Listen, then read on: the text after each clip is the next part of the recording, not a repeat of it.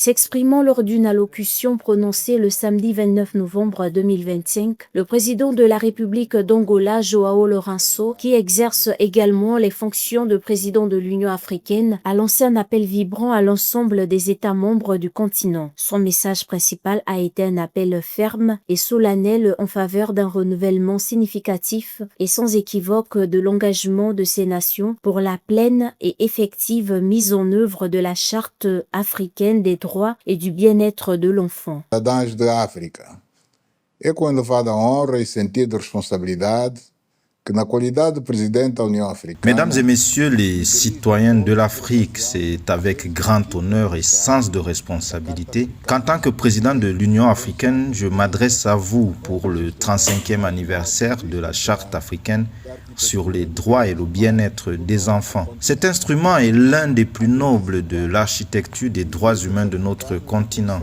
Il y a 35 ans, les leaders africains ont reconnu l'urgence de protéger nos enfants et ont uni leurs voix pour une vision claire de leurs droits fondamentaux. L'adoption de la charte a été un moment historique, réaffirmant la priorité continentale donnée à l'enfance africaine. que reafirmou a prioridade continental atribuída à infância africana.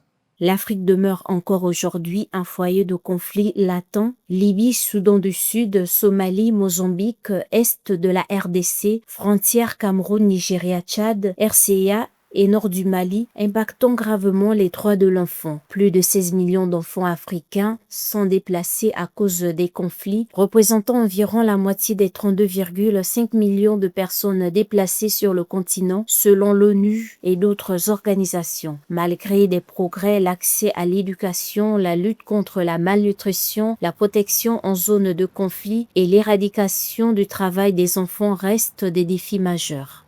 O nosso continente acolhia cerca de 650 milhões de crianças e em 2023, quase 40... En 2021, l'Afrique comptait environ 650 millions d'enfants et en 2023, près de 40% de sa population avait moins de 15 ans. D'ici 2055, les projections estiment à environ 1 milliard le nombre d'enfants, constituant une part majeure de la jeunesse mondiale. Cette dynamique démographique est une force transformatrice qui façonnera l'avenir du continent. Il est impératif d'investir massivement et stratégiquement dans l'éducation pour garantir cet avenir.